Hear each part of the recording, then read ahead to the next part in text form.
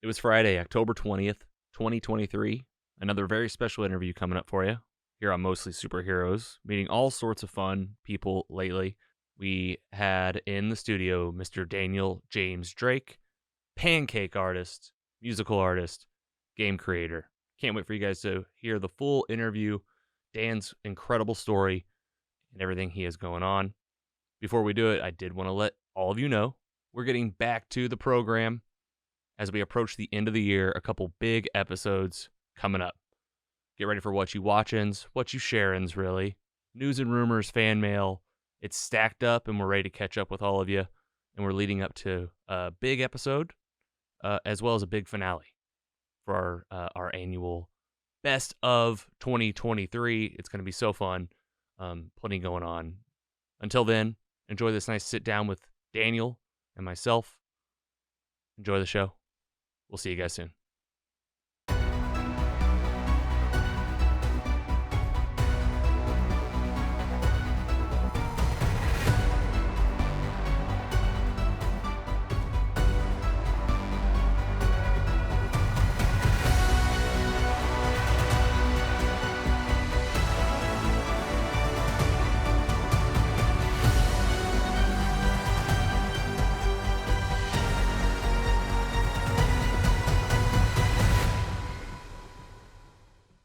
Daniel James Drake, I almost said a podcast artist, which you are now. I guess so. A pancake artist, which is how we meet. We'll talk all about it. A game creator, a musician, and honestly, just a really exciting life from doing a lot of research and reading about you. And again, I can't wait to just open up how we meet. I just want to say, first of all, welcome to the studio in St. Louis, Missouri, our humble abode here with Mostly Superheroes. Ladies and gentlemen, and everybody beyond and in between, Mr. Daniel James Drake. Thank you. Hey, how you doing? I'll be here all week, or at least for the rest of an hour or so. As long as this goes. Long as this goes. And you even got an audience. We bring in the audience. Do you feel like you're in the live recording studio? Hopefully. Yeah, inside the actor's studio. Welcome. Thank you for being here. Yeah, thanks for having me. Holy cow. I love how this happened. Can I just say that? This is one of those, meet cutes that turns into, we kind of do some fun stuff back and forth on social. You're like, I don't know, it's going somewhere. And all of a sudden, we're here. You're transport forward several weeks, and we're talking to each other. We had a nice little pre-conversation before in the Patron Pre-Show. We always want to push that. You guys want to hear some behind-the-scenes stuff that me and I'm going to say Daniel. Do you go by Daniel? Do I call you Daniel? Dan. Usually, more often than not, people just call me Dan. Dan? But you can call me Daniel, too. I answer to them both. I'm not picky. We'll see. Now it'll be what comes out. Now that I know, it'll be like, oh, you know what? I'm coming to Dan. And Dan and I had a great pre-show conversation. You can, of course, go check that out at mostlysuperheroes.com/support. And Dan, so glad that you're in here. You've brought gifts, and we have a lot to cover. But I really want to just get to know you. Sure. We're talking about what Mostly Superheroes is to us. I was just kind of giving you a little background. But lately we've discovered it's about talking to cool people. And you definitely fell into this category whenever Carrie and I went to brunch. No, there's no secret to our fans and people that follow us online. We love a good brunch. St. Louis has some of the best brunch, I think, in the country. It's really spectacular. The Crow's Nest in Maplewood a few years ago opened up a side bar restaurant called Eat Crow in Soulard. We talk up Soulard all the time here, Mardi Gras. We love it. And this is where we met. Yeah. We're sitting there, we're eating, and up on a screen behind me, I see the Joy of Pancakes. Man, and I see you throwing down on a pancake griddle colors in tubes of different color batter and pancake. And I mean, you think, okay, well, let's see what this guy's got. He's got the works. I've pulled up some of your work here, of course, that people can just kind of enjoy on your TikTok. I mean, you guys are looking awesome. You and your partner Wella are behind the Joy of Pancakes. I thought that'd be a great point to drop in since it's where we met. Tell us about the Joy of Pancakes, your history with making this pancake art. I've seen you featured on the Today Show, many other big publications, read about you in the Riverfront Times, recently read about you in Feast. Talk to us about the Joy of Pancakes just to get the convo going and where you started and where it's at now and what you and Wella are up to. Awesome, yeah. I'll see if I can Because it's a lot. There's a lot of context. Yeah, a lot of context to it. The Joy of Pancakes is we founded it at like our first event was at the beginning of this year. So the Joy of Pancakes is a pretty new venture, and it came as this wouldn't have happened if not for all the stuff that came before. So way back in 2013, I went viral for making a Mario mushroom pancake at Courtesy Diner on South Kings Highway. Wow. Rip. Yeah, right. I mean, you were working there. That was your side gig. You're cooking, you're making food, and you start to make some pancakes for fun to get some tips. Yeah. Like, essentially. Basically, folks on the morning shift would do Mickey Mouse ears. I'd never been a cook until I was working there, and so like it just kind of put off a little light bulb of like, oh, it doesn't have to be a circle. And so I started to do smiley faces. First time I ever served a smiley face, a gentleman gave me a $15 tip. I thought, wow, that's amazing. I should keep doing that. And I kept doing it, and for several years it was just this obscure, goofy parlor trick that I was investing time in because it occasionally got me a bigger tip. Back and forth with some of the other staff, I learned how to do like layering and what I call heat toning, where you do like line art and wait for it to cook and then fill in behind it, and you then have contrast, so you can like draw things in one integrated pancake rather than being my first pancake was stacks. It was like Mr. Potato Head style. But once I learned heat toning, I got a little more creative. I really like the idea of serving video game power-ups to folks on the morning shift because it's just fun, right? Like, yeah. I like clever things. Leveling up. And I like things that are like double entendre, just the idea that like you can come in, you're about to start your day, and you get an extra life. Mm-hmm. It's like, cool, go and ask your boss for that raise because you had a power-up mushroom. It's just a fun little thought. So that was one of my favorite ones. And you mentioned going viral. I'll tell you, no one loves a good story like a good going viral story. Yeah. And it's something that so many people like think about. Like, oh, I post a video. There's always this like kind of story of like going to bed the next day. I don't know. Share your experience, maybe. So there was a gentleman who would come into the diner on graveyard shifts after he worked his valet. He was also an acrobat. I knew him from like the burlesque community.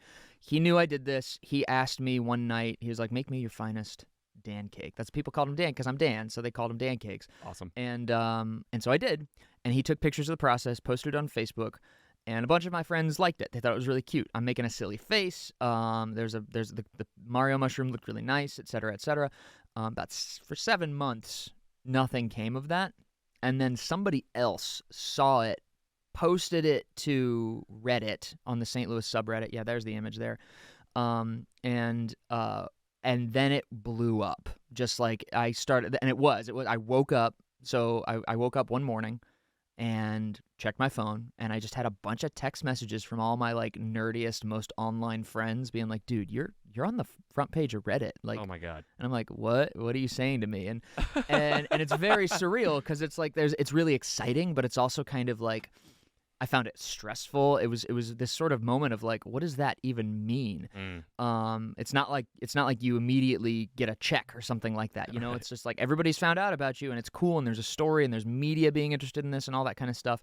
But like, I still have to go to my shift. There's very much a what now. Yeah. I just kind of I guess I'm still a fry cook, so back to Courtesy Diner. Back to Courtesy Diner. Shout out Courtesy Diner, always throwing down though. Oh, absolutely, and they were good to me at least in the coming months where things started to get a little crazier. Sure, right. Like things are about to change. Yeah. So it went viral. And for a couple of weeks, it was just like this weird. Lots of people in the city would come through, and like I got busier on my shifts, which was stressful. And then I can't remember exactly how it went down, but essentially I had maybe like a couple of weeks or months before this happened. People had been recommending me for years to make like a Facebook fan page or something like that, and I just hadn't. And I just was like, screw it, I'll do this. And then a couple months later, I go viral, and it's because I had done that Facebook fan page, people in that original viral Reddit thread were able to find that Facebook fan page. That's where the traffic's going now. I had people started to follow it, and I had other pieces that I'd made, and I'd posted just pictures of it. Because of that, Riverfront Times did a listicle, where they're just like, here's the 25 coolest pancakes by Dr. Dan the Pancake Man, and that's, nice nickname and everything. And then a BuzzFeed person stole that because that's the internet, right? Like, Yeah, let's sure. just go ahead and take that listicle, put it on BuzzFeed. Yep. And then an intern at the Today Show saw that. And there was, I was viscerally remember I was working a morning shift. I was cooking. My phone started to ring. You can't have your phone on the line, so you have to go down to the end of the counter and take the call. And I take it out, and it's a New York area code, and I'm like, that's weird. And I answer it, and the guy on the other line, I'm like, hello, and he's like, hi, is this Dr. Dan the Pancake Man? And My God. I was like, yeah. Yes. He was a producer for the Today Show, and he asked me if I'd be interested in being the show 2 days from then, and if it happened very, very, very fast. If I'd be interested in being on the show in 2 days, and if I could do the hosts' faces as pancakes. Oh my God. And that was something I'd never done before, so I spent the rest of that shift trying to nail Al Roker. Holy cow! This is a crazy story. Like, I got to practice Al Roker's face right now. Well, and also at this time, and you can see it in this photo, I was not using bottles or tips. No, this is literally pancake batter. This is just using a drip cut. That thing that they put it like it's the big version of what they put the syrup in at IHOP. That's all you got. You got that's big what globs. That's what we kept our pancake batter in, and so it's very it's heavy, and like it's got a thumb lever, and it's not very good to draw with. But that's what I was using. That's what I knew. Mm-hmm. So I figured out Al Roker's face. I sent them pictures. They told me they loved it, and they bought me tickets.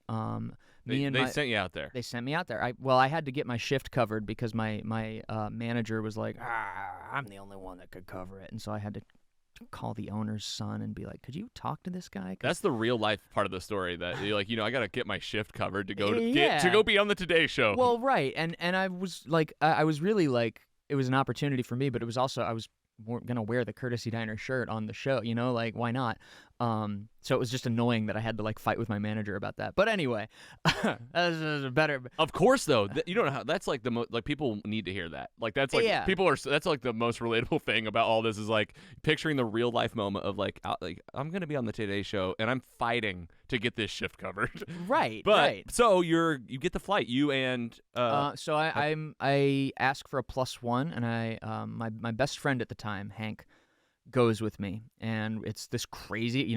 We first off, everybody on my Facebook is losing their minds because they're like, dude, I've been coming and getting pancakes from you for years, and you're going to the Today. Like it's really exciting. Yes, very.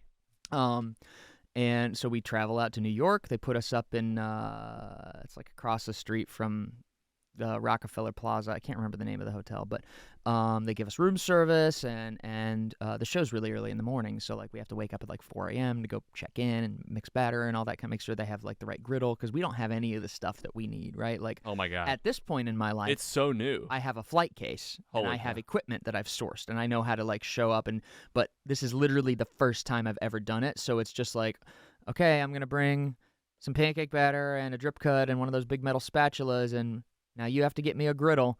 Oh my God. You know what I mean? This is insane. Like what an experience. It feels so like Dark Mirror almost, like where it's like you're going to be on the Today Show right now. Do you have everything you need? You don't. Okay, we'll help you get the rest. Yeah. And you're about to do this live on television. That's right. And it's also like it's the griddle we ended up having, I'd never used it before. And like I've learned since then that like different griddles work wildly differently. Yeah. So I'm very lucky that the one that they got us managed to work. Okay. Because I'd been using this gigantic stainless steel, flat top. That thing. You're changing like major parts of the puzzle. Right. And I pulled it off. When we actually went on, and like it was very like you can't see it in the broadcast, but I am shaking the whole time. Nervous. It's very well, yeah. Of course. Like nerves are it's so fast paced, and they're talking to you, and they're asking you to make these designs. They were bringing in requests from Twitter. Oh God. And like doing like Thanksgiving things, and I was there for most of the duration. They would cut to me. They kept cutting to me while I was working. Willie Geist was the one who interviewed me, and he opened the interview by announcing I was the most famous fry cook in the world, which was kind of a cool little like put that in my resume, and yeah, like, and the hype is around like tell us about pancake art. Like it's new to me via you. Like talk about it broadly, I guess, because there's obviously like something here. Yeah, well, and there were a couple of people. There was at least one guy that I know of who was doing something similar to what I do now. Mm-hmm. He called himself Pancake Dad, and he had a Tumblr blog where he would just make these like colored, elaborate pancake creations for his daughter, and like he used like toothpicks to make sculptures and all that kind of stuff. But aside from that, I didn't know of anybody or anyone that had done this for real. And so ever since then, nobody's ever called me on it. But I after the Today Show thing happened and I started to like perform for events and stuff, I was like, well, I guess I'm the first professional pancake artist in the world. Right. Wild. Oh yeah, like what, and like it's definitely like one of the first ones that are just like, I mean, skyrocket from there. I mean, right? Like you guys did like you ended up doing like tours, live events. You're doing like other press stuff. You're bouncing around. It wasn't exactly skyrocketing. Okay, how'd it feel? Yeah. So after we got back from the Today Show, it was kind of a question of what now. You know, like there's this moment of virality, this wave, and then it recedes, and then you're just like, okay, well I've got this accolade. I've been on the Today Show, and what do you do with that? And so my friend Hank and I, we started a company, and we started doing viral videos. We called the company Pancakes, named after me. Dan the Pancake Man. You know, and my last name's Drake. It's Drake. A lot of things. It works really well. Right. It's a good brand. And we found this company. We start making video content. We start making our very first viral video that we made, rather than something that just went viral out of our control, was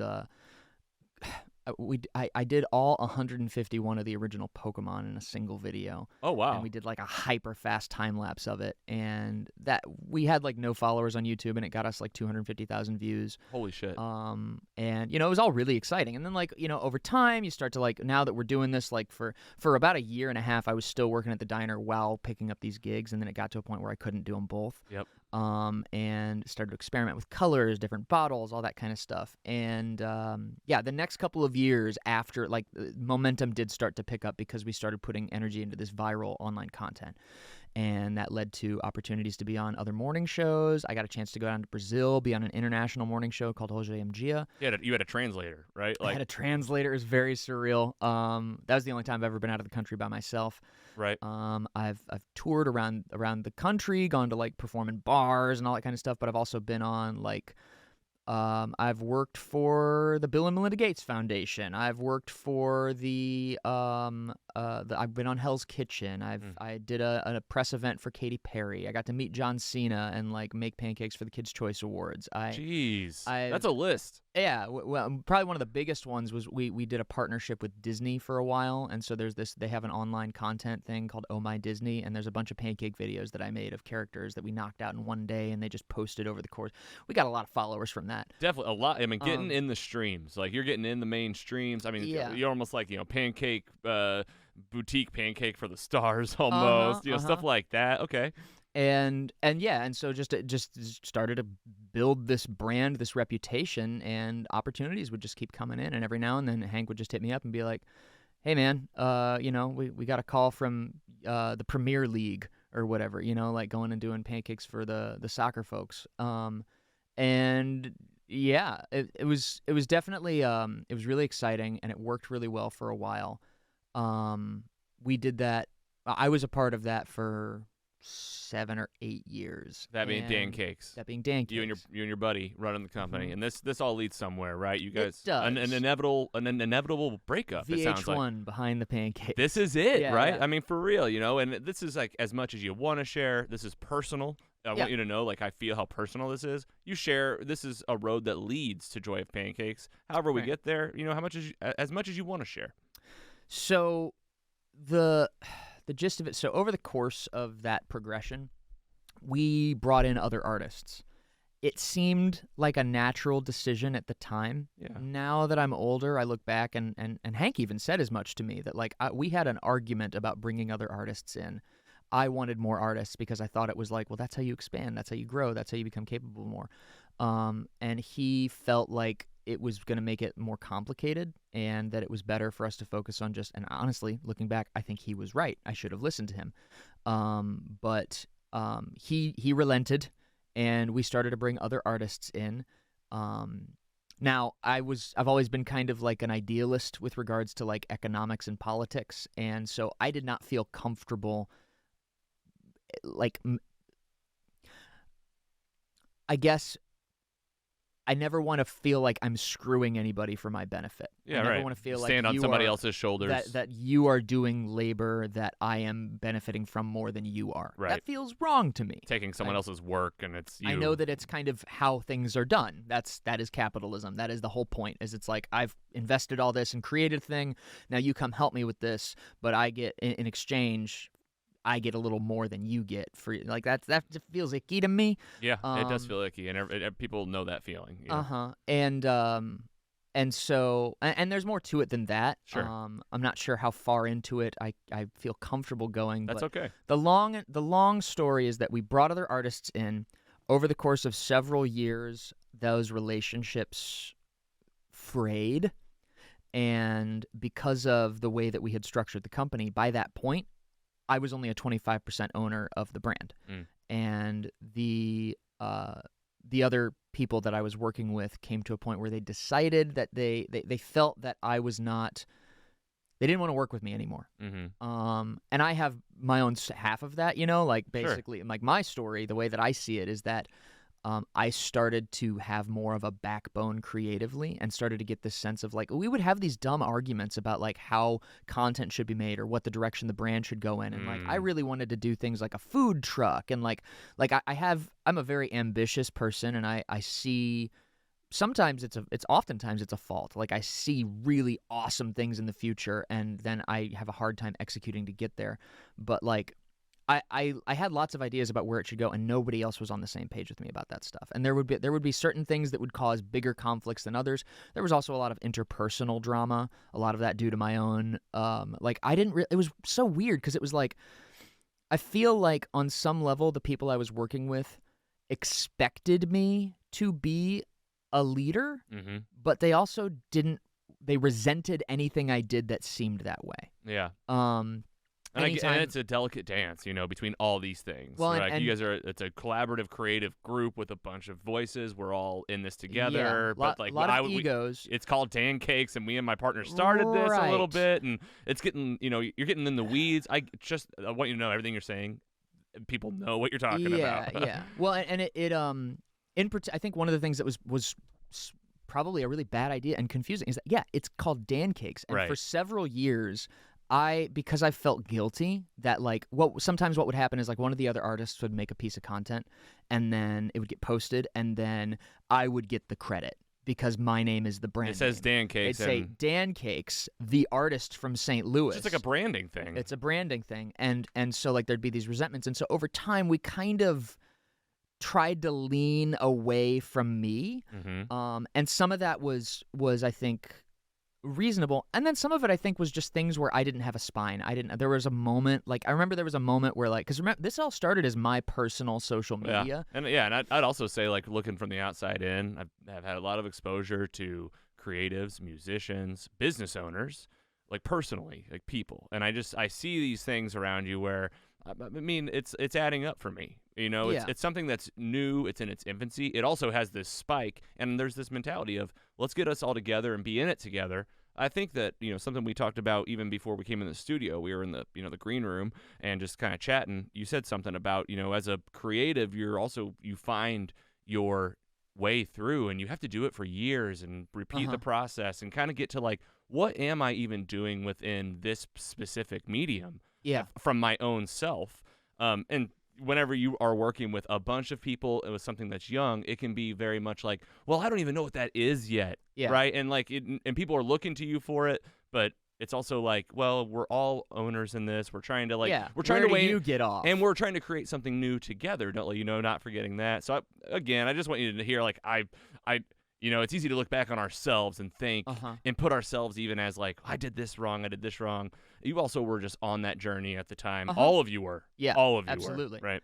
Well, and probably the biggest lesson I've learned from this whole thing is boundaries and clarity of expectations, and also that it's not a virtue to give power away.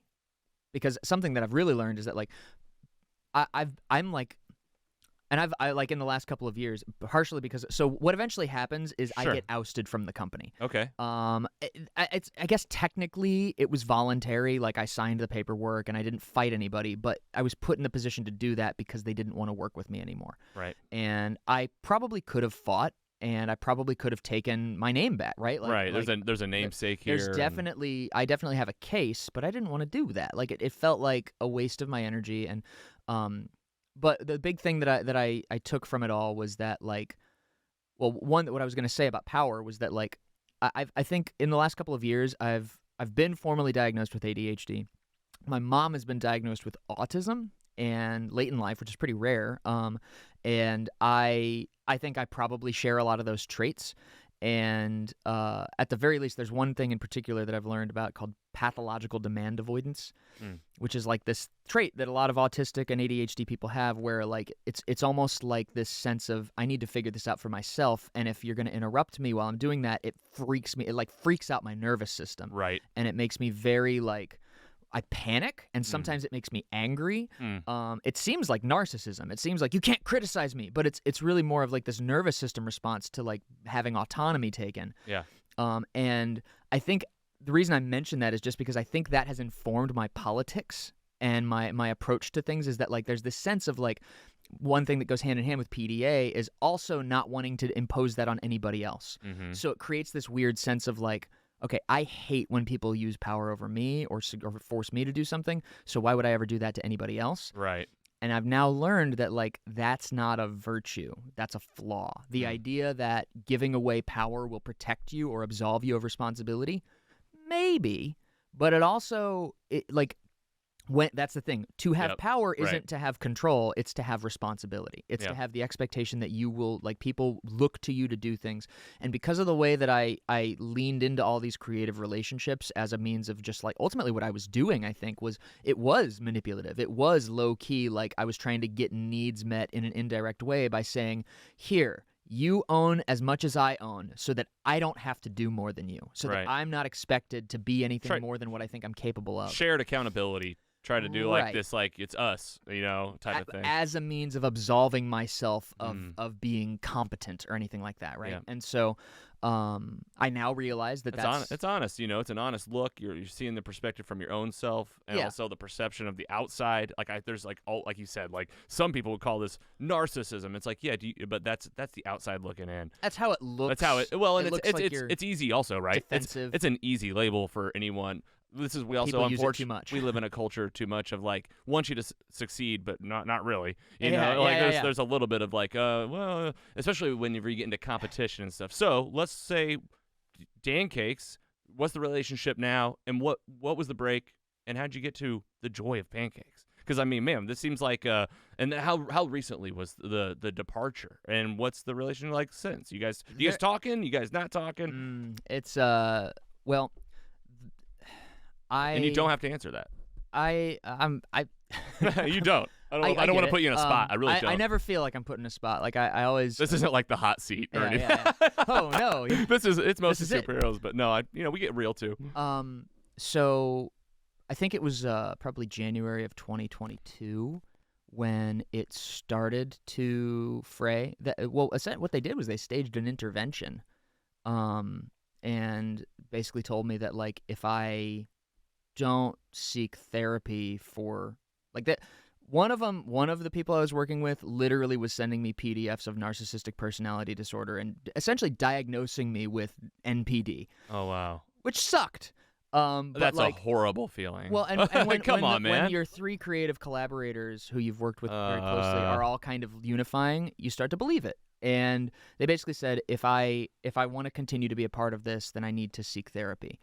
And so I did. A healthy thing to do for anybody. It's healthy, but it's also, I feel you had no choice. Being coerced into therapy is the worst way to go. Yeah, it feels like the choice immediately is taken from you. Right. Well, and I think even in the RFT article, Hank mentions how it seems like I was just humoring them. Right. Because I freaking was. You know what I mean? Like, I didn't feel like I needed it. I didn't feel like I needed therapy. I felt like maybe we all needed to have like a group conversation or have a mediator or something, but I didn't feel like the problems were really stemming from me being messed up.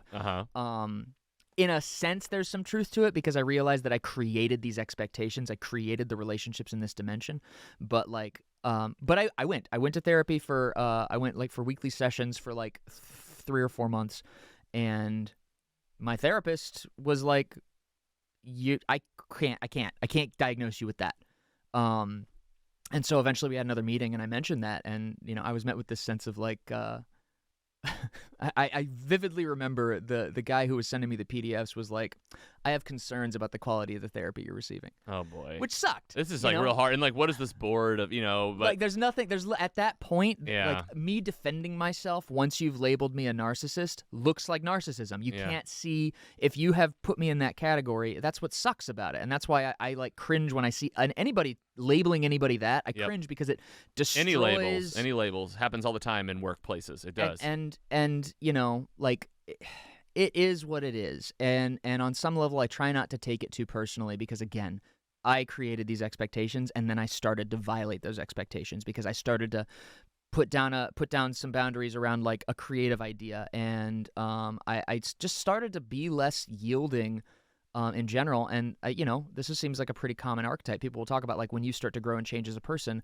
a lot of the relationships that you created when you were a younger version of yourself will no longer be sustainable because they were built based on this version of yourself that is no longer here. Doesn't exist anymore. You change. And I mean, man. And those people will usually see it in a hostile light. They'll be like, what is wrong? What is happening to you? Mm. And so that's, so it all came to a head, Yep. and I took less than I probably deserved. I walked away rather than them buying me out by giving me money.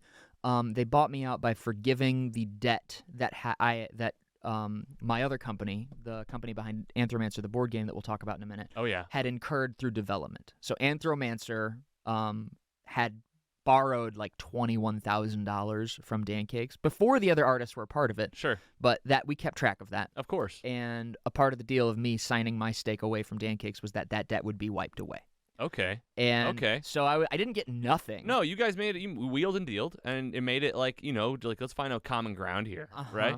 And I signed the paperwork, and then I was kind of unemployed for the first time in quite a long time. Yeah. And over the next couple of months, a couple of people, one of the things that I learned when I was kicked out of the company is that like I'm the brand.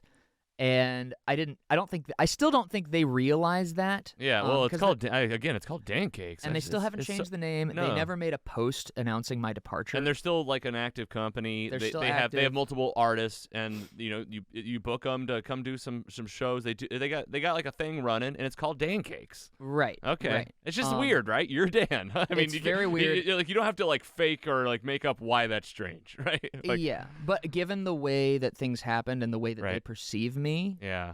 I can understand why they would like I feel like me leaving, just the way it went down, I don't think they really thought it all through. Yeah. All the way. Or and it's also, I don't know, part of me hopes, I don't know, maybe you're looking over there and you're like, it's a legacy thing too, even if like the deal broke and you're like, I didn't get exactly what I wanted out of this. They're on their own doing their thing. In a certain light, I'm just looking at you as like an entrepreneur. Like you started a business. This business, you guys, you can call it whatever you want. You went separate ways. It's called Pancakes, and guess what? There's something about it it always started with you, and it's and you're tied to it. And I'm sure that they have pride themselves about that. You know what I mean? With with everything that happened, even it's like there's obviously otherwise change the name, swap it out. It's their prerogative, and maybe you guys aren't. Maybe you aren't speaking. Maybe you are. None of our business. It seems to me that maybe you guys are on better terms than anybody even realizes, and like you guys can look at each other from across the table and maybe go, we can get there, because I don't know, how are things going now? You said you were unemployed. What was that like? And then what happened next? It was really stressful. It was very, very stressful, actually. Like trying to figure out like because like the entire time I was in Pancakes, I never took a salary more than like $2,200 a month. And largely because we brought in all these other people. We put a bunch of money into this studio space that's actually on Hank's property, Mm. which was a mistake. I think he felt that way too towards the end. But like there was a bunch of decisions that were made that kind of left me kind of up shit creek after leaving that situation. And it was really stressful. It caused a bunch of health problems. I now have a bunch of allergies I didn't have. I'm super allergic to cats, like latent allergies. There's, oh, you're super stressed? We're going to make you more stressed. Here you go, man. Now your skin's going to freak out whenever you're around your partner because of their cat. We got a cat upstairs. You let me know if you need anything. Does your cat ever come down here? Sometimes, yes. Okay. But, well, I think I'm okay. You tell me if you got anything. We also have tissues for the giggler. He's a notorious sniffler. I see. I can get you some tissues. It's around. Noted. It's cool, around. Cool. Incredible hospitality here in the Mostly Superhero studio. You know, you're also helping me with my list of things to ask before people come over. Like, we do have a cat. Like allergies. Allergies. That's big. Anyway, continue. Yeah. So it's causing some stuff in your life. It's instability. Oh man. And also just sorry. Like this is sounds like a shitty time. It was really shitty. It was really a shitty time. And coupled with the fact that I have no idea what's going to happen. I have to go and get another day job. For the first time, I'm back in the workforce in like 8 years. I ended up being a cashier at Centene Plaza in downtown Clayton. Mm-hmm. Decent gig. Not for me, yeah. I'm not made for working in a hierarchical. Like I want to make stuff, especially after 8 years of it. Like jet setting around the world, meeting celebrities and stuff like that. It was very, very wild and weird. It wasn't bad. The people I worked with were wonderful. I loved if I were a different man at a different point in my life, I could have been very happy there. But I'm not that. So, eventually, my fiance and I decided that we wanted to. Well, the main reason I got back into Pancake is when I left, I didn't have any of my equipment, like my flight cases, my tools. Everything stayed with the Dan. I walked away from everything. I had nothing except my skill. Oh, geez. And again, like a lot of that, I probably could have had more if I had been more like on top of it, or more adversarial, or more like, no, y'all walk away. I get to keep the name. I probably could have. It would have been expensive. It would have been a headache. And there's something spiritually off about that to me, like the sense of like, yeah, you guys keep it. And I think there's also an intuition I had that like them keeping. You mentioned something about legacy that like, well, if they don't change the name, right, they're basically advocating for me without realizing it. Yeah, it's free marketing if nothing else. Yeah. Even though if they land, it's like it's weird, but it is you. And I feel like if they were completely convicted of what they were accusing me of, then what they should have done is change the name immediately. Right. That it, like if they were like, you're a narcissistic person who is like abusive and controlling and all these, then like change the name. Like why would you keep using the name if it's associated with all these sorts of things? And that's that's their business. You mentioned it's a question though. It's so I think of it's what other people think of. I'm sure. Yeah. I don't really talk to them. I still have, I guess you could call it an amicable connection with Hank. Like we text each other every now and then. Yeah. But part of my growth over the last couple of years has just been learning that like I don't have to be friends with everybody. Like I don't have to like. It's okay for me to be like, yeah, I don't really like this anymore. I'm not gonna like make an effort to maintain a friendship if like for me it's about like honesty and authenticity and finding like, yourself the most and like becoming like your best truest self and being around people that actually like me for me instead of expect me to be something else.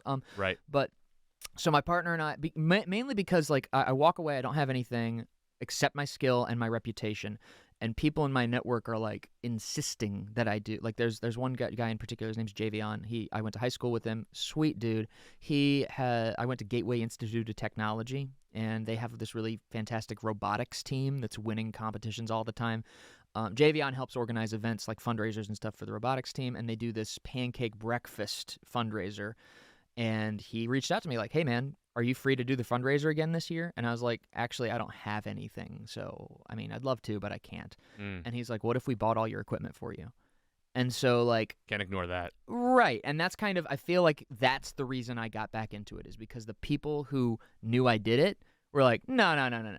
We want you to do this. So, here's everything you need. Do you need anything else? And so, yeah, the griddle that I currently use was actually bought by Javion and the Gateway Robotics team. And shout out those guys. Yeah, Thank you. for sure. And they like I kept, like that's the thing is like it had been months between the like I hadn't done pancake art for almost a year, and then I got back into it and realized like, okay, well, yeah, like this, I still got it, Yeah. after this big traumatic rift, realizing that like, oh, like, right, I don't have to stop doing, like, just because I'm not in this company anymore doesn't mean that I'm not me, and I don't have my story, and Maybe like not only did I not lose everything, I maybe lost nothing. I don't have to. You know, I don't have to I'm- fight people for my I'm- creative ideas I'm anymore. back. I'm back. I'm back, baby. And so I And tell us, and Wella, like you guys were together before all Yeah, this. When did you guys yeah. get together? Like in this So process? Like, Wella and I met in 2020. Okay. We had been connected. We met online a little bit before that. A mutual friend of ours, his name's TJ. He's a video game developer here in St. Louis that recently published a game on PlayStation 5 called Newer, Play With Your Food. Check it out. He's great. He's Nice. very artsy. Anyway, TJ, goofy dude, he had this group chat on Instagram called Hellish JPEGs. It's just a bunch of like Zoomer, meta-ironic, screwed up images and stuff like that. Wella was in there. We connected through that group chat. I got hired by the Bill and Melinda Gates Foundation to do pancake art out in Seattle, which is where Wella lived, and we just hung out while I was there. Bill Gates basically paid for our dinner. wow. Yeah. Okay. He didn't mean, not personally, you know what I mean? But just still. like the foundation gave me a stipend for the hotel I was staying in, and we had dinner together. And Yeah, Bill Gates bought your dinner. Bill Gates bought our dinner. And then we just, we really hit it off, and we stayed in contact for we did like a long distance relationship for a while, and then they moved to St. Louis to be closer. And, Wow. Oh man. Well, Congrats. and thank you. We they're my favorite person in the whole world. They like after having all kinds of like relationships that I was definitely like when I was younger, kind of a serial monogamist, and like and then like all these creative partnerships that didn't work out or go anywhere, and like made a lot of mistakes by being way too open. And then meeting Wella, it's like, oh, this is what compatibility feels like. This is what being with somebody who like I don't have to compromise on who I am in order to make you happy. You actually like who I am, and like when we do have conflict, we can sort it out head on. Yeah. I don't have to like pull your truth out of you with like very carefully asked questions and things. I can just be like, "What? Why are you acting like that?" You know what I mean? Like just and have an argument. And so we have this great collaboration. We've collaborated on Anthromancer. They helped design some of the stuff here, and they're an incredibly talented graphic designer, much like your partner is as well, I understand, and I see some consonants there. Mhm. Very good at empathizing with the audience, very good at they really check me in a lot of like I'm like arrogant creatively sometimes, where I'm just like, whatever, it's done. Right. And I'll be like, slow down. Slow like down.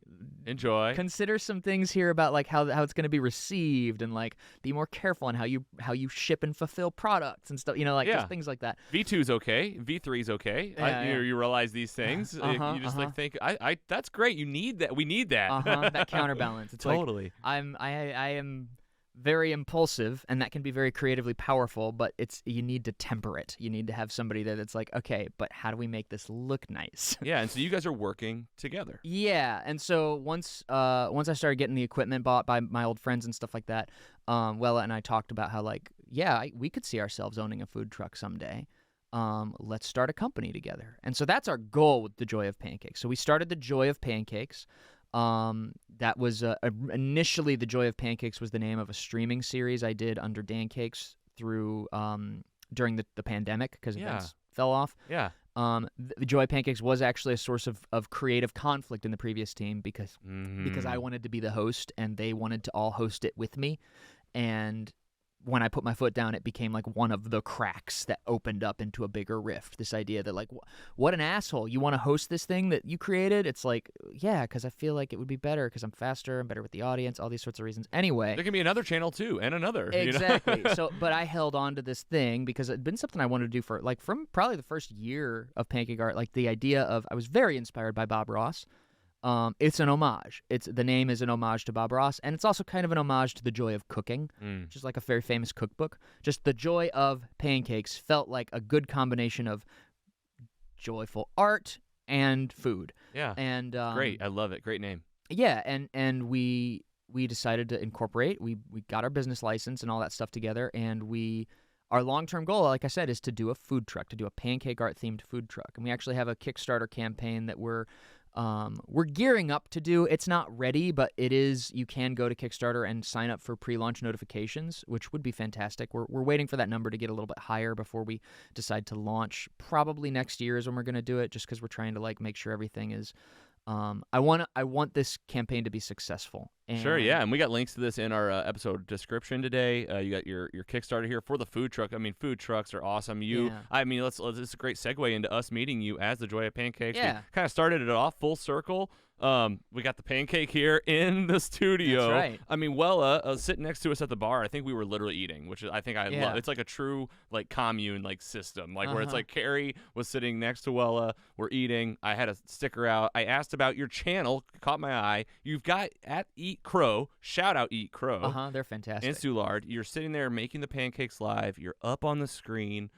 People can see right there on the griddle, and you guys offered to make our logo in the form of one of your pancakes. It came out awesome. We put it in the epoxy. And now, so you guys do your streaming and your meetups at Eat Crow? That's every Saturday. Every Saturday. Not this Saturday. We're actually going to be out of town this Saturday, but usually Saturdays. And you guys post on your Instagram and everything. Instagram's our main one. Okay. We posted on TikTok for a while, and then like it wasn't. It was an extra hassle that wasn't giving us a lot of feedback, and also the app blitzed out on my phone. So most of our stuff's posted on Instagram and Facebook. Every Saturday from 11 to 3 as part of their metal brunch. Eat Crow, actually, I'm incredibly grateful to Eat Crow because our first event was Eat Crow. Our first event as the Joy of Pancakes was Eat Crow. And they pay us every week to be there and perform and entertain folks. And it's a chill environment, and they have a huge projector screen, which makes it like it really incentivizes slower, more impressive pancake art. And because we've been doing slower, more impressive pieces, it has been like really, really good for us as a small business. In fact, the first image on that you can see right there, the Starry Night one, that one it took me maybe 10 minutes to make this pancake, and the content is just a video of the flip. And Wella kind of posted it because I was sick that morning and we missed an event, and they were like, let me just post something. And they threw this up there, and that video got like 13 million views. Oh my god! Yeah. I mean, rightfully so. Honestly, I mean, geez, look at this Starry Night. I mean, you really have it, bro. I mean, really, you really have the hand, the art. Like, Thank you. It's in you. It comes out. Unbelievable. I mean, we haven't even like just said like obviously the cool factor here is off the charts. I was very pleasantly surprised. It was also very like we gained like just from that video alone, we probably gained 20,000 followers. Oh my god! And so you're still now just rising, going up. Right. You guys are riding this. You're doing the shows at Eat Crow. What else you doing through Joy of Pancakes? Well, we do parties. Okay. We do parties and special events. That's sort of always been the thing. But probably our main source of income right now is preservations, which is great. It's great, and that's a big part of one of the reasons I'm so excited to work with Wella, because again, Wella is a careful crafts person. Wella cares about curating the final result, and they are so incredibly gifted at the preservation process itself, which, as you've probably seen, it's tricky. It can be tricky. All of a sudden, I'm feeling like I stepped on your guys' toes. No, not at all. I'm like, we dropped it into it. We very carefully, by the way, because we looked up videos on epoxy, and it can be dangerous if you don't like. It can be dangerous. It has fumes, and fumes we got dust. we got the real masks, the respirators, and did it outside. Good call. And it was an experience for us. Is what we love this stuff too. But you guys, you're all about using. Getting it down, like use Mod Podge. You have a whole system. Right, you have a whole system for preserving these things once you make them. Because guys, I mean, if you're seeing it on the screen, and surely while you're sitting here listening, you've already gone to the Joy of Pancakes. These are really pristine. And maybe what's the ratio from eating it to saving it? That's a great. I don't actually have a hard number on that, but roughly, I would say what you see. Probably more than half get saved. Yes, I figured. Not that many. Like of those, maybe like 10%. Pay us to preserve it. We usually, at a live event, if we make a pancake you can't bring yourself to eat, we will preserve it and ship it to you for $100.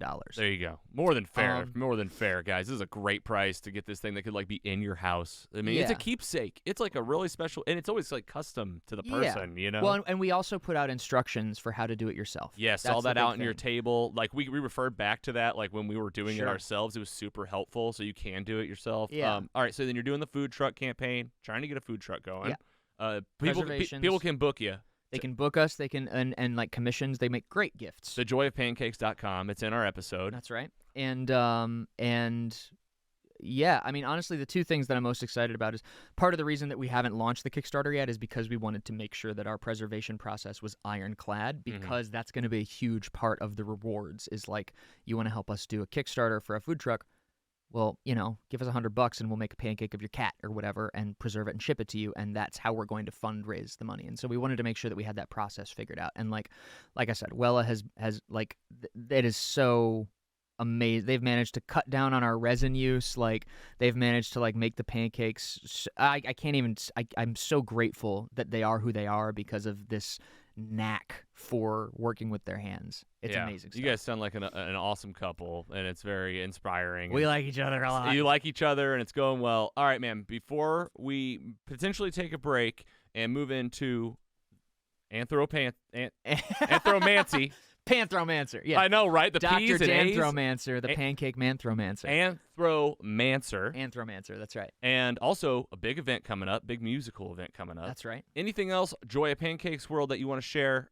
Anything else? I want to say also thanks for sharing the whole story. Of course. Like the backstory of your history. I know, like, it's like any real history. It's a real story with the bumps and the ups and the downs and juicy. The good stuff, the heartache, the excitement. So really appreciate you sharing Of course. it. Anything else, Joy of Pancakes, you want to be plugging before we maybe take a quick break and move into some other stuff? Yeah, I think the only thing on Joy Pancakes is just the thing I want more than anything right now is to get people to sign up for the pre-launch notifications for the food truck, because the more people are signed up for those notifications, the more we will raise on day one, and the more we raise on day one, the more likely it is that Kickstarter will put our campaign on the homepage, which means there's a much higher chance of funding. That's it. That's your number one. This is how is people can help. Get involved. This will get you guys mobile. That's right. You'll go from being mobile and booked to like super mobile, doing stuff that you want, more events, exactly, more being fun able stuff. to travel to places and show up at like the park or show up at your house with our entire pancake machine. And like we want to do like diner food and all that kind of stuff with it. So like it's going to be this whole thing. Nice. All right, man. All right. Well, thank you, Dan. We're going to take a quick break, and when we come back, get ready for games and music and more. We'll be right back. We are back from the break. Welcome here in St. Louis, Missouri, in the studio, talking with Daniel Drake and all the fun stuff you have going on. You're a creator is a great title for you because you're creating all sorts of things. Compulsive. Very fun, though. I mean, it's like your stuff combines a lot of the stuff that we love on this show. This is one of those times that I wish Scotty Scoop was here. He's one of our resident co-hosts for a few years, and he would be. You mentioned him that he's into games and stuff. Absolutely. Dive right in, man. Tell us about Anthromancer. You can follow these guys on Instagram at Anthromancy. This is an award-winning card game, Oracle system, rock band, hyper pop, e-metal stream, like mixing in. This is a music genre where the music mixes with the game in a way. You have the stage, sir. Tell us about Anthromancer, how it started, what it is, where it's at, and you brought the game. Yeah, and this is for you. This is for you to keep. This is a gift. Yeah, this is. Oh, thank you. We'll give it up for gifts. Beautiful, beautiful. We love gifts. And if you have a Sharpie, I can sign it for you. Yes, but we'll do that later. We will. So, Anthromancer, how the hell did this happen? So, when people ask me, so first off, what Anthromancer is it's a game, but it is also my band. That's probably the easiest way to describe it, where people are like, oh, okay. And in a lot of ways, the game acts as kind of a concept album. Very cool. We love concept albums. I don't know if you're a fan of Coheed and Cambria or follow any of the work they do. I'm not as familiar with them. But they have everything I've heard has been good. Epic, like Star Wars soap opera type. Yeah. Like a lot of the novels, the art, all of it. People have mentioned Coheed and Cambria to me because of this. And it's one of those times where I probably said the most low-hanging fruit thing out there. That like that's what I think of as soon as you said like music game collaboration. That's what they relate for me, but. Totally different kind of setup here. Yeah, tell us about it. So, probably the easiest way for me to explain quickly how it all links together. The way we'll pitch Anthromancer is it's a game, it's an oracle, it's an album, it's a myth. That was our tagline on the Kickstarter. And with those 4 words, to explain how they all link together, if you're at all familiar with tarot, if you're not, I can give your audience a little primer. Tarot is a tarot deck is a deck of cards, Similar in some ways to playing cards. In fact, they have a common ancestor, which is a part of how this thing happened.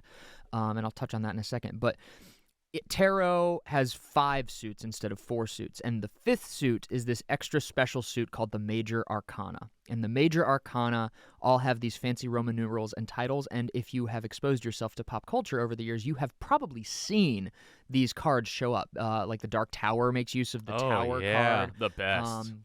The Death comes up a lot. The World. There's the Star. There's all these tarot cards that have become these sort of tropes that end up being like a plot device in movies or films or something like that. Totally. I was thinking, I see this in movies and films. Yeah. I've been a part of maybe 1 or 2 tarot card readings. Sure. So there you go.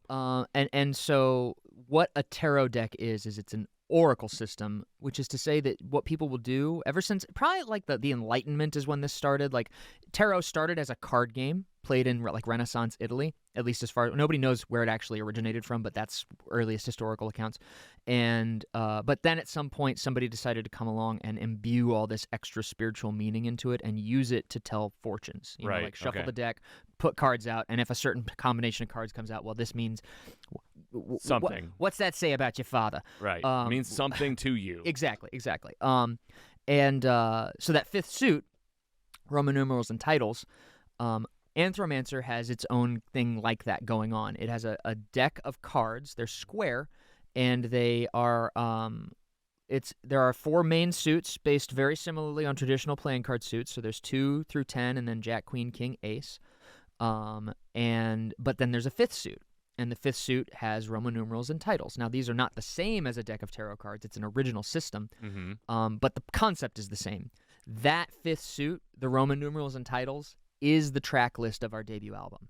Okay. So each of the individual major arcana corresponds directly to a song on the album.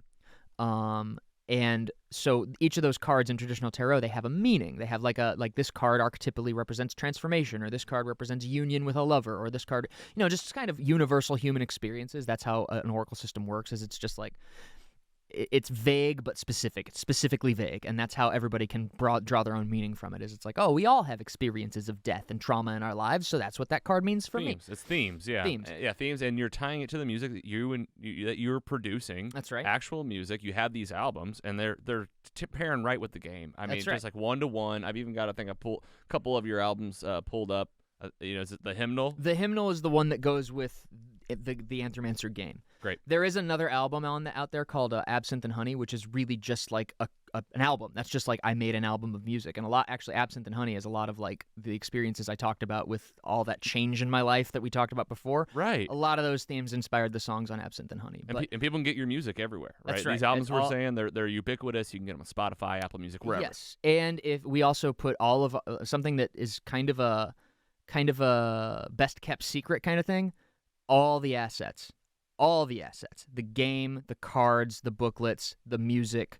There's some extra experience like a .exe we had created, like a video game interactive thing. All that is for free on Anthromancer.com. Oh, wow. If you go to the great. website and scroll to the top of the homepage, it says free bonus assets.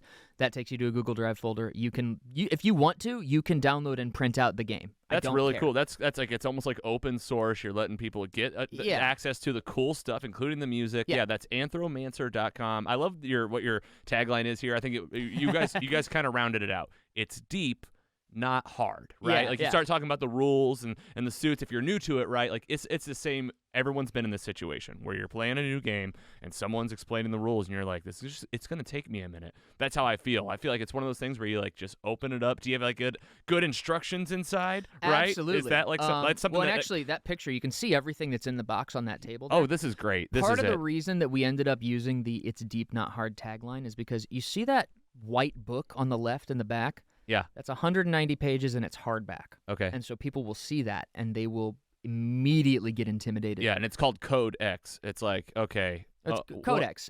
Codex. I was like, what are we looking at? It could be intimidating, but yeah. It's Is it dense? Is it like a dense? The reason that people will assume, like, usually the reaction I get is people will be like, I don't want to play D&D, or I'll show it to them and they'll be like, oh, I've got a cousin who plays D&D, like it's just. and I like, told you Scotty Scoop would like this. He's a D&D campaigner, of course. So it's like, again, for me on the outside, the low hanging fruit. For you, you're like, oh, it's different, right? It's probably different. And that's kind of what I'm trying to get at, is that when you see that book, it makes sense to it's that combined with there's a D12. Yeah. And that combined with the book and the D12 makes people think, oh, D&D. It makes people think this is, and the reason I push back against it is just because D&D is a tall order. In order to get into D&D, you have to open some tomes and create characters, and it is a lifestyle in a lot of ways. Okay. And this game is not meant to be that. It's supposed to be something you can casually take out at a cafe and enjoy, like a game of chess. Oh, you like can a play game of poker. A social game. You could play it at home with people. You could play it out and about. It's very portable. It's very and the game itself does not take that long to learn. What's the average gameplay length of time? Depending on how many players are playing and what their skill level is, it's usually between 30 minutes to an hour and a half. Oh, that's great. Yeah. It's a very sort of like, if you're going to, when we play it out, we usually play 2 or 3 games in a night at least. Nice. And I find that 2-player games go a little faster because you have fewer people waiting to like think through their turns and stuff. But it's also very dynamic and flexible. Like you can play 2 players, you can play 3 players, you can play 4 players. Yep. There's a solitaire. There's that you can do 2 versus 2. You can play on your own. You can totally play on your own. And it's you said it's award winning. What awards you guys? What's happening out there? Well, we technically we've been awarded 2 things. There's a con that they do in the summertime here in St. Louis called Pixel Pop, and Pixel Pop is like an indie game dev convention. And the first year that we demoed Anthromancer, we won Best in Show for tabletop game. Oh, nice. Congrats. Yeah, we'll do that. Absolutely. We haven't had a lot of opportunities to go and do, like a lot of the bigger cons are very competitive for getting booth space. And with everything else I'm doing, it's hard to like prioritize, like, executing on landing something like that. So that's our only real accolade from a convention. Oh, but the other thing we've been awarded is we've been awarded a patent. So we have a patented mechanic in the game. All right, this seems really important. It is. And it's something I'm really, really proud of. So I'm not sure if you can see it on that image, but the actual cards themselves, they're square, and they have dots on their edges. And then every edge of, like, each card has a black line on one of those edges. That black line is the patented mechanic. It's called the orientation line. And it points towards, so it's a square 5x5 grid. Yep. Each player starts they have a house that's in the center space of each edge. When you are sitting at one edge of the board, that is your edge, and so your cards will always be oriented towards that edge.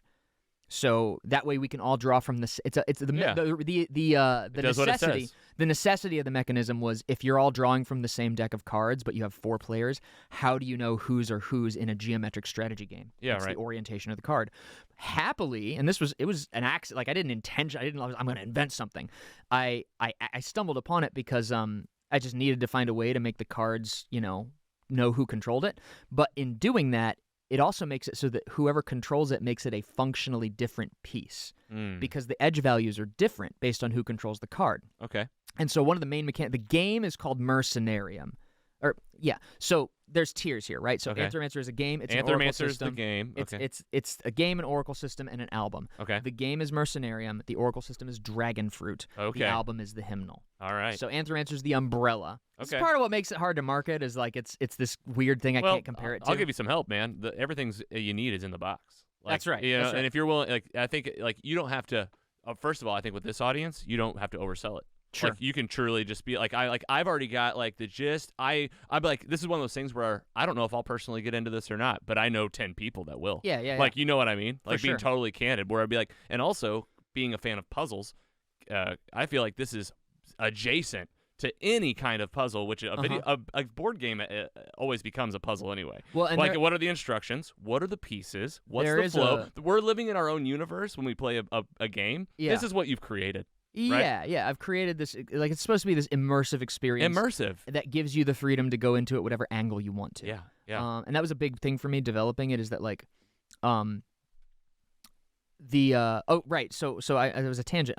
So Mercenarium's the game. I just wanted to finish. Like one of the key parts of this game is that court cards, jacks, queens, kings, and aces, are mercenaries.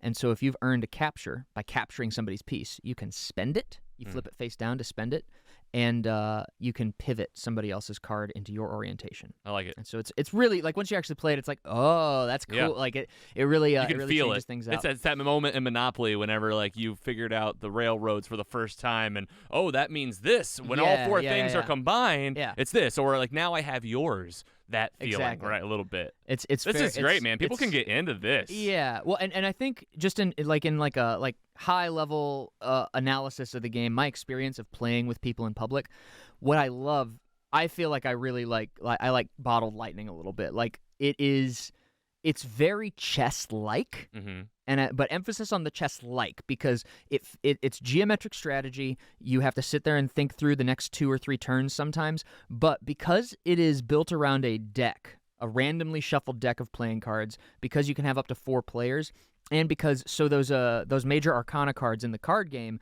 actually work more like spells in Magic the Gathering. They completely change the flow of the game based, I got Arcanum so I can blow up half the board. I got Visionaire so I can teleport behind you. These sorts of things that nobody has any real control over who has which hymns. Okay. Whereas in a game like chess, it's quote-unquote solvable, right? Like you can look at the board and you can look at the permutations, and that's why a computer could beat the champion in the 80s. It's because like it's deductive. Sure. But this game has so much randomness that even me, being the most veteran player in the world, I lose all the time. And it's satisfying because I made it and I know somebody's having fun, but it's also, I think what I love so much about it is that like it's still scratching that chess itch, that competitive, strategic, I'm rewarded for thinking clearly. Yeah. But the randomness makes it so that new players aren't punished for not knowing. And what ends up happening is it makes for this really interesting and exciting game that there is a mastery ceiling, but it also lends itself very much to social gatherings. Right, yeah, like, that's what it feels we're going to like. get together and hang out, and because if I lose, I don't have to take it too seriously because I can literally just chalk it up to, I got bad cards. Yeah, it's the randomness of it, that there is strategy, but there is enough randomness. And also, I do jump to, like, sitting down and playing this game, would be, like, the ultimate, like, intro. But I love this for the folks that are listening out of state. How do people get it? What's your guys' mission right now where is it? Like, how long have you guys been doing it? How long have you had this game out? So we funded it on Kickstarter. We did a campaign in 2020. Honestly, the campaign was probably a little bit premature, but I was spooked by the pandemic and thought, I gotta get the money. I gotta get the money. Right, yeah. Before it all collapses. Diversify, do my stuff now, let's go. Buy gold. And it was scary times. Yeah, and so we funded it on Kickstarter in 2020, and it took about 1.5 years, 2 years before we actually had physical copies shipped to the United States. We have those now. I think we could consider it formally published. Like I actually was fulfilling the campaign in June of last year, and so since then it's just been this sort of like slow build. Yeah. Things like this take time to catch. They take time, and I think there was a moment like I had a couple months of just like frustration because it didn't take off as fast as I thought it would, as much as like I thought. My precedent is that I've gone viral before, right? So right, it will again. I'll go viral again. Right, and I'll just post it and it'll go viral. And I do think that potential can exist. Sure, right? it can ultimately, happen. I didn't go viral for Pancakes until 5-6 years after I'd been doing it. So, right. so like having perspective, but I do. There's a lot of people who develop games and publish through Kickstarter and stuff like that, and they just make it, they publish it, they move on. Yeah. I am not in that headspace. I want this to be everywhere. And a lot of part of the reason we give it away for free online is because I'm not just here to make a game. I kind of want to try and we've got a patent on this mechanic. Yeah. I want to make the new deck of cards, right? Like I want to be able to. Because you can play every poker game with this deck. Right. I'm hearing it's a standard deck. It's a deck of cards. The only difference I heard was it's square, and now it's got your patented orientation mark. So. Yeah, and the pips that you would normally have, like you have a 6 of hearts, and it's got 6 hearts in the middle. Yeah.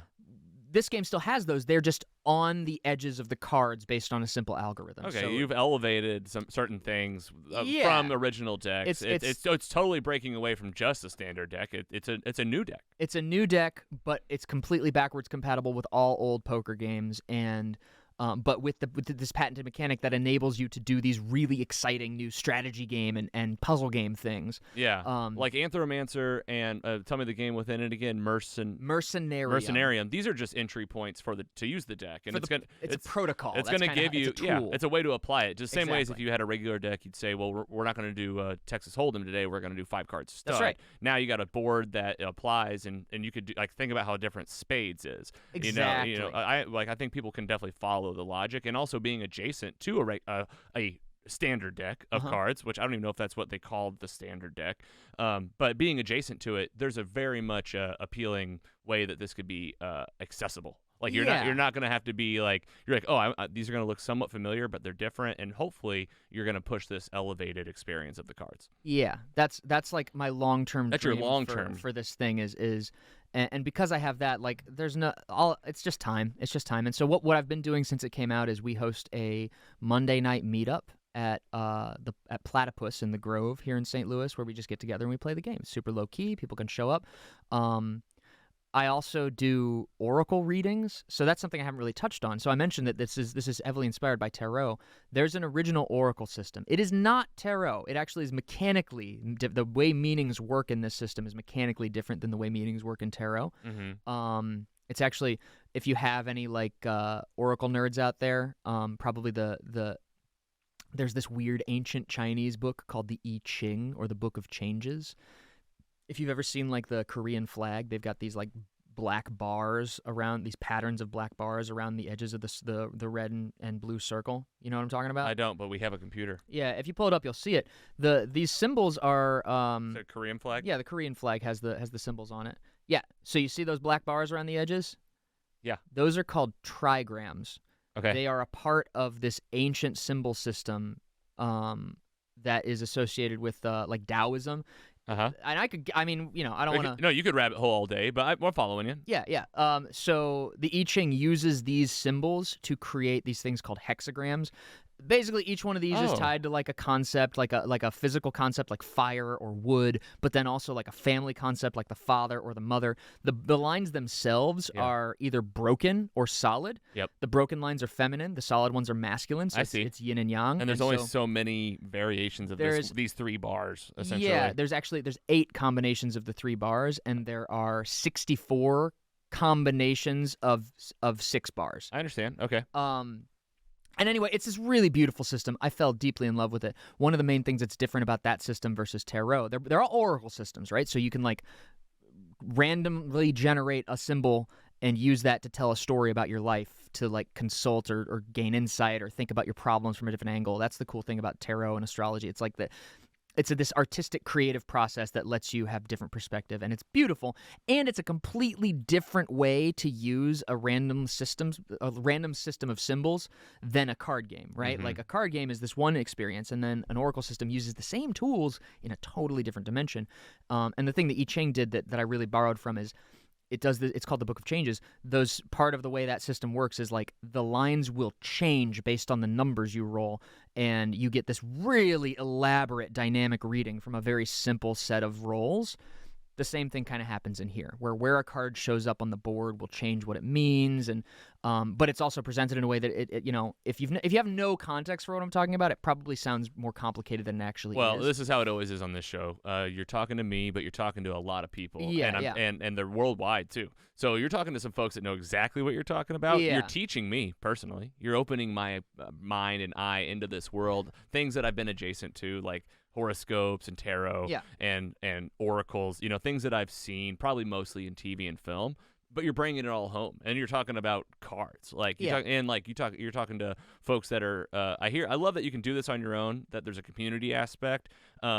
I do jump to getting this in people's hands. Yeah, they should go to the website Anthromancer.com. Anthromancer.com. You can buy the game. You're Anthromancy on Instagram. Anthromancy is our handle on most other platforms. So they can get their hands on it by contacting you directly, and then locally you're meeting up on Monday nights where people can come play. Right. And where was that again? Let's plug it again. So we've been at Platypus. I haven't been to Platypus. Platypus is amazing. This year they won RFT's like best bar in the city. City. Nice, Poll, okay. So they're awesome. Problem is we are outgrowing Platypus. So actually Monday is going to be our last time there. October 30th is where we're moving to our new venue. The Crack Fox, downtown St. Louis, is opening. They haven't been open on Mondays. They're opening for us, just to host us. And this is your band? Well, okay. Is this the tie-in? Is this the tie-in right here? Are we ready to tie it in? Well, we can pump the brakes. We'll pump the brakes a little bit. So the Monday Night Mercenarium thing is basically how I've been marketing it locally. Got it. Then also I am one of the oracle readers, the fortune tellers at the Fortune Teller Bar, which is this awesome spot over on Cherokee Street here in St. Louis. Wednesday nights, I'm their in-house reader, and then I pick up Saturdays from time to time. So if you came to the Fortune Teller Bar on a Wednesday evening, I will be there doing readings with Anthromancer. Boom, plugged.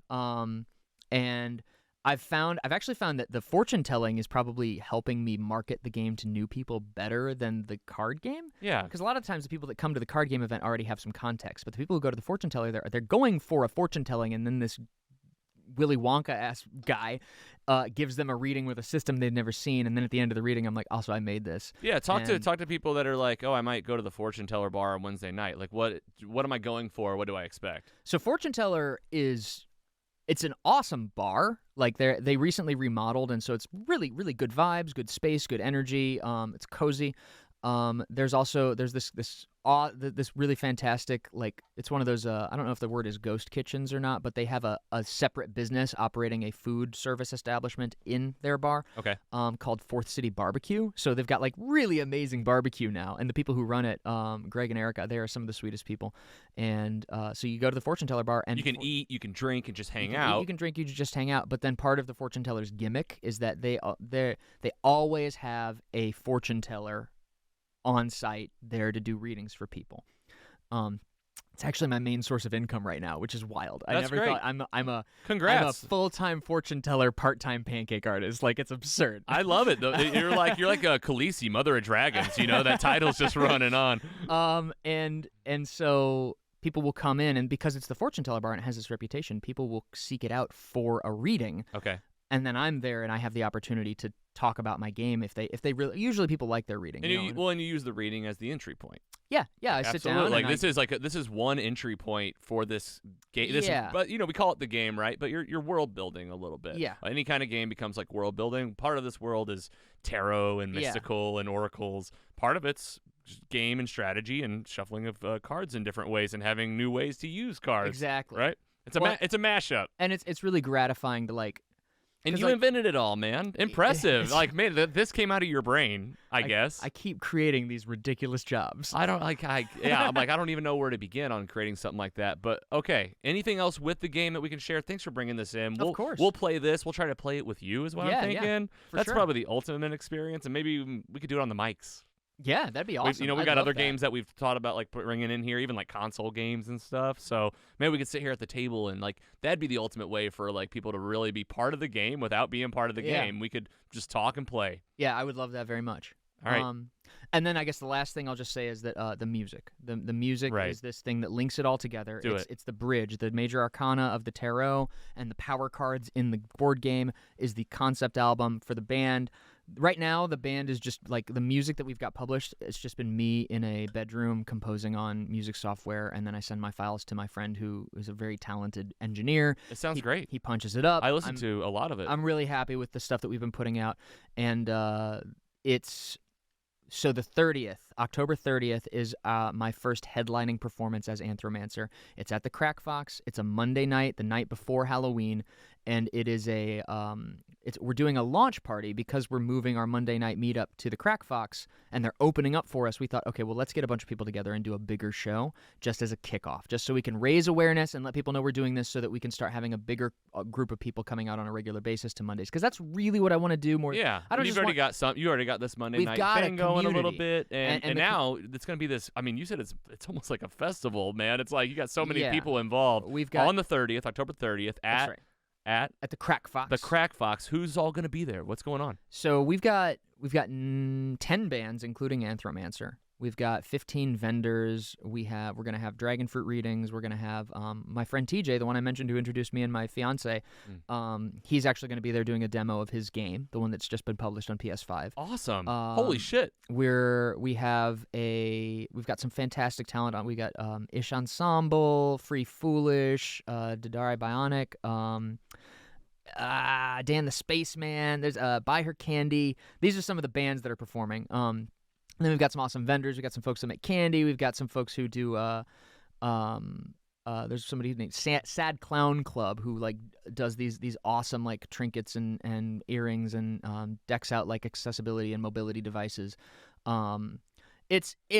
It's a lot. It's a lot. It's great. This is what people want, though, man. A Monday night, the night before Halloween. I mean, this is a kickoff. It's carrying over your Monday night traditions, and also congratulations on headlining. You said for the first time. This will be the first headliner. This will be my first headlining show. You perform plenty. You're a musician. I've performed plenty. Like back before the Pancake art thing happened, I played in a couple of bands and like performed a lot around the city. And then like Pancakes kind of whisked me away. Nice. And now I'm getting back to being able to perform more regularly. I've only played probably 3 or 4 shows as Anthromancer, but I have learned that those shows, every single time I've performed, I've sold games. And so like trying to figure out how the hell to market this weird thing, unprecedented object, has been really tricky. And what I've realized is probably the most satisfying and organic and exciting way to do it is rather than like chasing all the normal things, rather than paying for Facebook ads that don't work because it's too dense to explain it in a Facebook ad. Yeah. Going around and being like a traveling bard is probably the best way to do it. Yeah, talking to people, being with people. Yeah. And this Monday night on 30th, this will be a great opportunity to experience the music. Yes. A bunch of other music. That's right. And you'll be talking a lot of local talent. You'll talk about the game. About the game. There will be free play of the game. There'll be free play happening. There'll be and and also we're doing a couple of deals I want to mention before we move on. There's first off, it's $10 in advance, $15 at the door. Nice. If you are a patron, an Anthromancer patron, you're on the list. You're in. You don't have to pay. You can become a patron at the website. If you bring a friend, you can get a game for 50% off. There you go. If you bring 3 friends, we will give you a game for free. Yep. So there you go. That being said, bring everybody you know. Maybe you get some free games. Yeah, you walk in with people, you're going to get free stuff handed to you. If a group of 4 people comes in, we will give them a 4-player card game that they will love. This is awesome, man. It's one of those, I mean, for me personally, it's one of those unique Monday night events that just could be a ton of fun. A lot of things going on. Maybe some of it, if I'm there, which we may be, it's going to be experiencing a lot of it for the first time. Yeah. But if we're speaking your language right now, you got to get there. Yeah. If you're hearing tarot cards, you're hearing gameplay and music. This sounds like a place where you want to be. It's Monday night, October 30th at Crack Fox. Again, another place. I have not been to Crack Fox before. It's very cool. How cool of a place, that you guys have been able to team up on this. Yeah.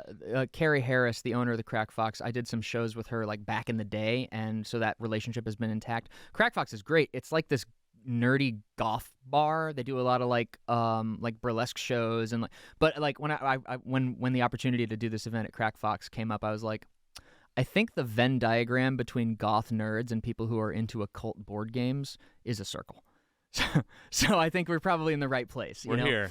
After the 30th, every Monday we'll be there. So oh wow, it really is a kickoff. And so every Monday, but the Mondays afterwards are free.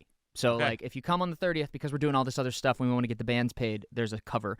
If you come any Monday afterwards, it's free. You just show up, you can play the game, you can hang out with us. A lot of times, one thing that's a really cool side effect of like not only the style of game, I touched on how it's like it incentivizes communication, and so it's because it's not too intensely competitive. Also because of the Oracle system, this is a lot of just like vulnerability, I guess. Like a lot of like people connecting as people. Like I'm more than anything, I'm most interested in building a long-term sustainable community. The fact that currently we've got like between 8 to 16 people who come out every Monday without any promotion at all. They just want to hang out with us.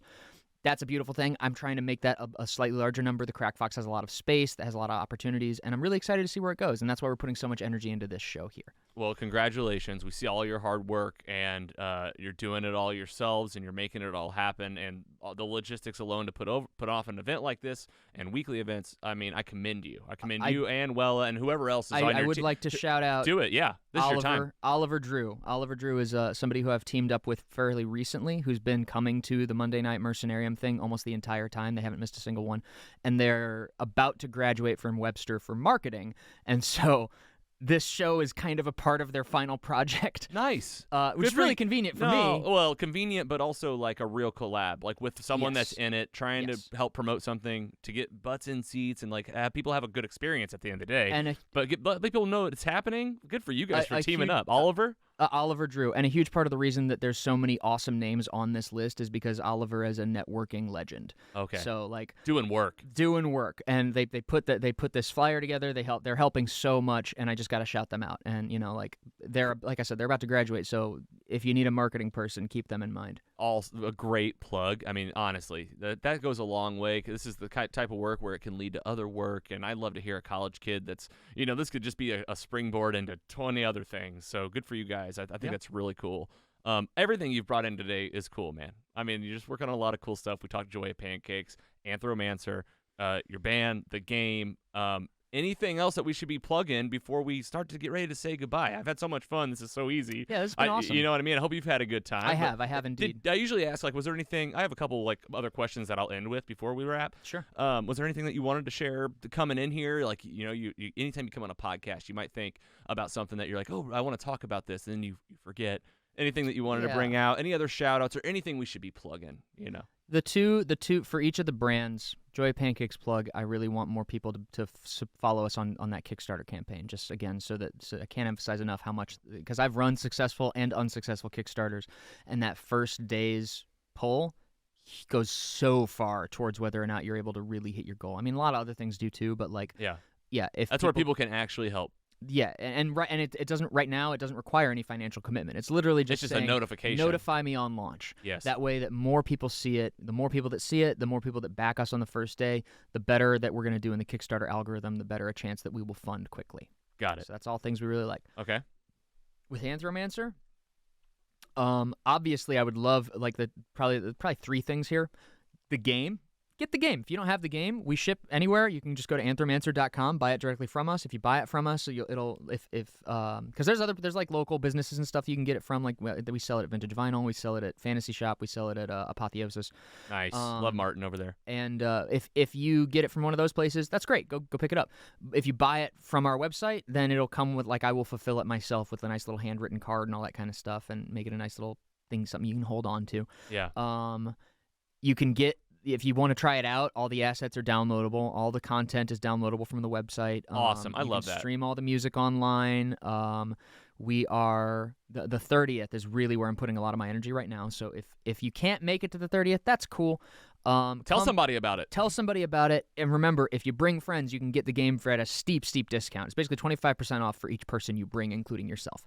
And so if you bring 8 people, 2 free games. I don't care. Like, I'm trying to get this game out there, and so I'm being a lot more generous with it than I was for the last year, because I'm like, these are just sitting around. Like, let me get this in more hands. Get it in people's hands. So that get we people have talking about it. We have a community of people that are like willing to come out and hang out. And then, to that end, the last thing I would really love is if people would be willing to support us on Patreon. Nice. And how do they do that?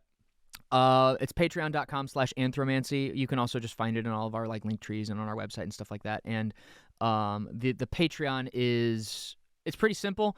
I'm basically, so we mentioned how it's a game protocol. I am actively developing additional games for this. I'm actively creating exactly. more. We talked about this, right? It's one game, you know, right?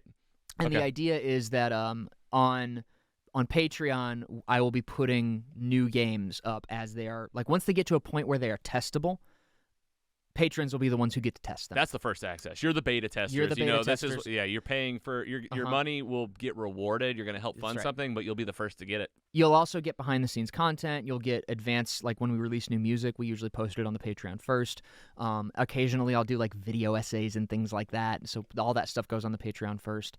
And if you are interested in supporting us or going to live shows, my deal is if you support us on Patreon, you don't have to pay for our shows. you can just show up and your cover is I taken love care of. that. That's a great, new, unique way to get people involved in your live shows in a way that allows them to connect online, too. Like, we're all used to Patreon-exclusive content, putting money towards any creator that is doing something that brings value to my life. Yeah. Now you're just piling on the benefits. You're like, hey, you're a Patreon You're patron. part of something. You're part of this, so much so that you're going to walk up to a door and be like, you're on the list. Yeah. Who doesn't love a you're on the list moment? It's a great feeling. It's a great feeling. Especially when you, like, bring a date or something. It's like, oh, yeah, I'm on the list. Oh yeah, this is gonna bring a date to this. Anybody, this is it, guys. You can, guys, gals, everybody. Everybody can find. This is gonna be a great way to show off walking into a place. That's right. Look at my taste. That's right. Yeah. All right, couple questions from our end. Go for it. We're a storytelling podcast. Thanks so much for sharing. Of course. Thanks. I mean, really, because like to sit here and to be vulnerable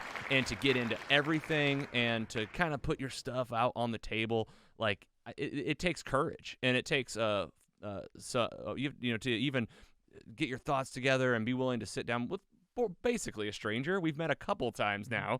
Thank you so much for coming in. We are a storytelling feature podcast, and we had this section on our show we used to call What You Watch, and now we call it WatchuSharin. And it's really just anything in your life that you've experienced lately. Stuff that you're into yourself, maybe something that you've even made yourself. But typically when it comes up in this room, it's a TV show, a movie, a book, a song, an album, a piece of art, something somebody said to you, a news story. Interesting. Anything that stuck out to you lately where it like made an impact, and like usually I say it's worth sharing. You know what I mean? It's usually positive. It doesn't have to be positive, and it's just any kind of story or person that stuck out to you lately. I'm kind of ambushing you with this, so sure. I talk a little bit to let you think. Would love to hear you share something with us, and if it's rateable, we usually rate it, right? If it's something that was like published, we rate it on a 4.0 scale. Okay. But some things aren't rateable, Some things are just like, man, I heard this song yesterday. Yeah. Check it out. Yeah. It could be simple. Probably the thing that's coming to mind, the thing that's most recent. If you're at all familiar, there's a show on HBO called Our Flag Means Death. My fiance and I watch that quite a bit. It's Taika Waititi and Rhys Darby. Yes. Yes, I've seen the previews for this. Yeah. This is it, right? Yeah, it's a gay pirate romance comedy show. It's really, really good. It's got Mari from Flight of the Conchords, Murray. It's one of the it's a really, really well written. It's really enjoyable, and it's like a lot of like. It looks hilarious. It's very, very funny and there's a lot of heart, a lot of charm. It's also a lot of like queer representation that's done in a very tasteful way. It's not like hokey or it's nice. It's nice. And my partner and I watch it pretty consistently, and we're very enthusiastic fans of content like this. This is you're in our wheelhouse at the moment. This is what we talk about most of the time, stuff like this. Our Flag Means Death. This is on Max. How many Max. How many seasons are there? They are in the midst of dropping 2 episodes every Thursday in season 2. And this is your moment. Rate it on a 4.00 scale. You could use 2 decimals if you wanted to. From 0 being horrible, 4.0 being perfect. I'd say, honest. I mean, okay. I'm not the. Here we go. I'm not the Yours. most. I'm not the most. I'm very giving with my ratings. I love it. If you love I'm it, just though. gonna say 4. Yeah. I could hear it. I knew before you even said anything it was going to be a 4. I could tell. It was an unapologetic 4. I'm sorry I'm not more picky. All right, so the last thing we always ask, it's we're trying to bring in impressive people in here usually. Okay. Mostly superheroes. It started as we talk about TV and film, but it really is about trying to be a superhero a little bit. We're all mostly superheroes to a certain extent. Heroes in general are just trying to do the right thing. And again, like interesting people is it's cool to talk to them and hear about the process and how you get to certain parts of your career and where things go and the branches that happen. For someone that's in the thick of not knowing where they're going, maybe like a young person, I say maybe a young person in even like the spiritual sense. Like I'm 34 years old, but I'm a baby in a lot of ways compared to the experiences I've had, and sometimes we can just feel lost. I think a lot today, the climate in the country, a lot of people feel isolated, siloed, and lost, and are just looking for any kind of guidance. Yep. Like any kind of guidance. And I always try to put stakes to it so that you can frame what you would maybe say to a person like that. And I usually say maybe you had 2 minutes to say something to them that's all you get, and you might never ever see him again. You know, what would you say to someone based on your walk, how it's been going, your perspective on how it all is? You know, what would you say to another human that asked you for your 2 cents? Because I'm asking. Yeah. Well, probably the first thing I'd say is faith is an important tool, I think, in surviving as a creative person under capitalism or whatever. And when I say faith, I don't necessarily mean, go believe in a religion or something like that. I mean like faith in the sense of like there's a philosophy book called Fear and Trembling by Soren Kierkegaard, and he talks a lot about the concept of faith as being this like fundamentally irrational and yet immensely powerful source of motivation for people to get through things that they shouldn't be able to. It's having the ability to, even knowing that it doesn't make any freaking sense, continue to commit to the idea that this is happening for a reason and it will get better. Even if all the evidence of your eyes and ears is that it's getting worse or something like that. I mean, having the ability to, when you're running on empty and when it feels like nothing makes any sense, to just show up is better than not. So having faith that there's a reason that it's worth doing. And that also seems to be like, I've seen like Seth Rogen has talked about how like people like, how do you become successful? And he's like, I don't know, man. Everybody, the only consistent variable I've ever seen with people that make it is that they don't give up. And for some people it happens when they're 14, and for some people it happens when they're 70. But like if you give up, it won't. Yeah. And so if you have a dream, if you have something you're really passionate about and you're not getting where you want to go, just keep going. Like on some level, just keep going. Like as long, like I guess the other thing is that like make sure you're not just doing it for the outward accolade or for the money or something. Like do it because you can't help yourself, because it's a compulsion. And that's a big part of the reason I think Anthromancer is going to succeed, because I can't stop working on it. Right, like something's there. It's and even it's if just you like get that feeling to go down the road. It's yeah, and I will sometimes like, because it can sometimes be so overwhelming and so like frustrating to not be where you want to be with it, or to not get the feedback you want, or not get the response you want. I'll sometimes have those moments of like, there'll be a part of me that's like, well, I should just give up, and it's like, well, what the hell does giving up look like? Because giving up for me is just like, okay, well, I'm going to keep working on it. Well, and I'll tell you what, the message that comes out for me there is one that we've all heard over and over and over, and it can become a cliche, and I'm going to say right here on this podcast that it's not a cliche, is like you said, keep going. I lost my train of thought there. It's not it really is like keep going. Like do it. Oh, I know what it was. Do it for yourself. Yeah, you hear that so much, like it can be overplayed, but I want like you to really hear it, because like if you're doing it for yourself, because you did in the first place, like you did this and you got this game together in the first place because you yourself have this vision and this passion, that can be enough. Mm-hmm. You know what I mean? Even if you're not making a dime on it, it can be frustrating, and it's like it can become, I want this to monetize. I want it to. We're trying to mix this in our lives nowadays, right? To be able to be creative and to have a living. Yeah. It's not a small thing. Like it's not a small thing, but it should be something that is achievable. I think that you stay in the path and doing your thing. Like I can see your trajectories on different things, and I feel your passion. So thanks for sharing. I think that's a great tidbit on life. And hopefully, listener, fan, if you're out there, keep going. Yeah. You know, if you got and seek your passions, don't do it for outside in. Do it for inside out. Like I get something out of this, you're probably onto something. Keep going. And one more thing I'd like to add to that is just that one thing I feel like I've made a lot of mistakes, largely because I had no mentors in any of the things I was doing. Yes. I didn't have anybody in the game design world. I didn't have anybody in the Pancake. Well, Pancake, like who the hell is going to be my mentor in Pancakes? But like just not really having a mentor in general to help me set things up better was a big, I think I made a lot of mistakes I didn't need to make because I had no idea what I was doing and nobody that could guide me. So something I try to be fairly open with people is like, if you feel like you're looking for mentorship in any of these capacities, I'm not saying I'm a master, but my DMs are always open. You can Right. always Reach shoot me a out. message, and I generally like, I get it. And it's a way for me to make my past suffering more meaningful, is to help others maybe avoid some of it. So That's really, really hit me honest. up. Yeah, hit you up. Hit up. That we say on our show all the time. We got a phone number, 754-CALL-LOG. You can email us at logan@mostlysuperheroes.com. That's awesome. Like, we don't, like, if you got something to say, you're not alone. Yeah, It's a big, I mean, absolutely. there's a sticker in here somewhere from our friends at Team Jakey, Mental Health Awareness Advocates here in St. Louis. You're not alone. You've seen these stickers and these posters everywhere. We live it. We breathe it.